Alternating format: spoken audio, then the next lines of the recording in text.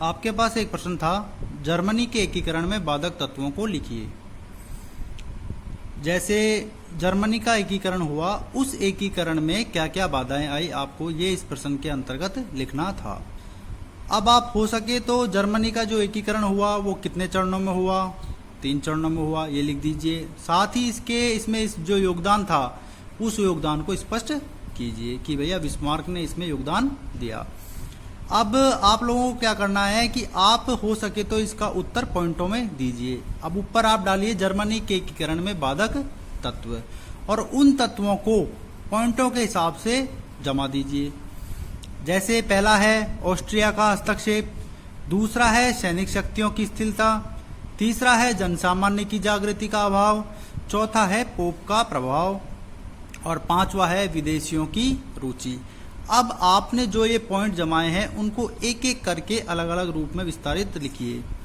जैसे पहला है ऑस्ट्रिया का हस्तक्षेप। जर्मनी का जो एकीकरण होना था, उस एकीकरण में एक देश था जो ऑस्ट्रिया था। वह ऑस्ट्रिया क्या करता था, उसके मामलों के अंतर्गत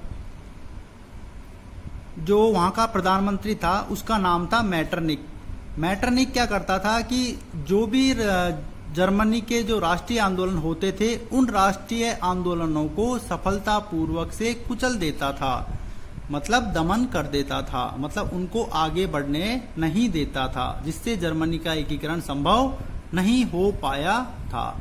इसी प्रकार से दूसरा है सैनिक शक्तियों की स्थिरता, मतलब जो वहां की सैनिक शक्ति थी, जर्मनी की जो सैनिक शक्ति थी वो कमजोर थी।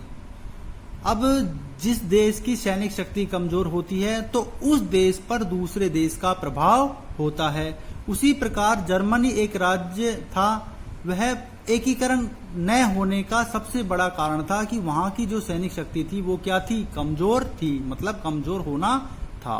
तीसरा है जन सामान्य की जागृति। अब आपको पता है कि कुछ चीज का संगठन करने के लिए वहां के लोगों का एक होना अति आवश्यक होता है।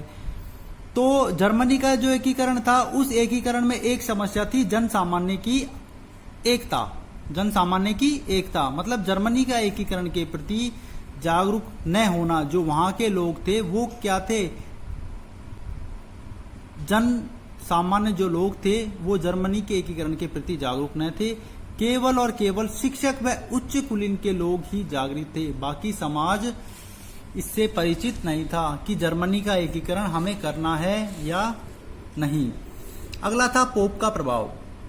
अब जो जर्मन जाति थी, उस जर्मन जाति में एक उच्च वर्ग था पोप।